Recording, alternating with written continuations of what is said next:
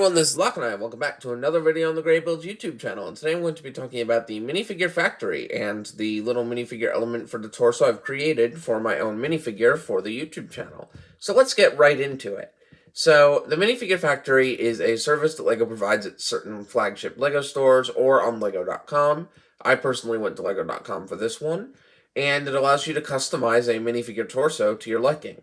Sadly, it does not allow you to customize leg printing or any other details at the moment, but it does offer you some pretty fun stickers and items to use in your torso. So let's walk through what I've done for my torso here. First off, you can see that I've used dark azure, of course, for the base color, and then there's an undershirt detail made out of a lime green color.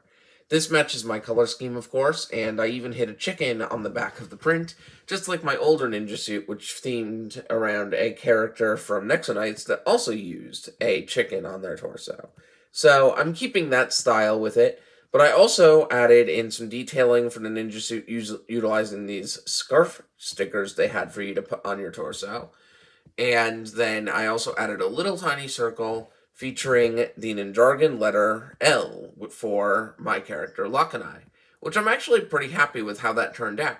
Normally, you can't make totally custom stuff, so I had to fiddle around using different letters from and symbols off of my keyboard that I was using to design this. So it's basically made with a couple of different slashes, lines, and a giant period, essentially. But you can get really creative with this. Now I'm going to turn around the minifigure so we can see what's on the back. Now, this may look like a really bad thing, but I did this to showcase exactly what the back of the torso that I've made looks like. And to do that, I had to remove the armor and the head and hair combo for the minifigure. I'll put that back on soon after we're done taking a look at the back detailing.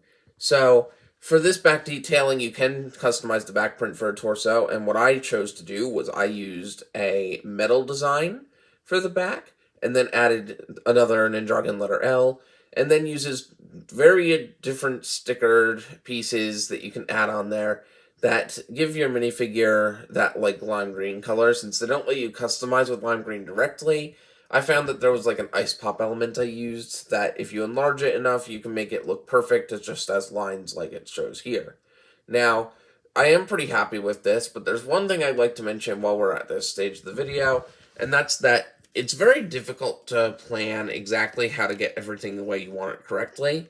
So if I quickly put the armor piece back on, and we take a look at the back here, you can see I didn't quite align the metal up properly, and that's something you're really not going to be able to know if you've done right until you get the minifigure in person, but you can still see the Ninjargon letter L through it, so I'm pretty still happy with how that looks. So, for the final part of this video, I wanted to talk about what this minifigure comes with and the modification I've made to make my minifigure absolutely perfect for what I would like it to be. So, first of all, when you build this minifigure from Lego Minifigure Factory or at Lego stores, what will happen is you'll get to pick the torso design, customize the torso, then you'll get to pick a pair of legs, a head, a hair piece / helmet piece, and all of those are fairly generic pieces, so I just picked ones that I didn't have a lot of or didn't have very many of to begin with. And those were all just simple pieces, so I felt like they weren't really something I felt like I should include in this video. But you also get to pick some accessories, and the accessories are where this really shines for me, because they had a couple of accessories that I had, but then they also had this little guy, a balloon dog, which is a Lego element I personally never owned before, and I was really happy to be able to get my hands on one in this kit, just thrown in there with the minifigure. Additionally, they always give you this 1x3 brick, showcasing where you can go for the Minifigure Factory if you want to get your own minifigure, which is pretty cool. So, was not expecting to get that in the kit at all, but it's a nice inclusion nonetheless. Now, your minifigure will come in this really small box, which is pretty cool, but this box actually shows the first problem that I had when I got my minifigure.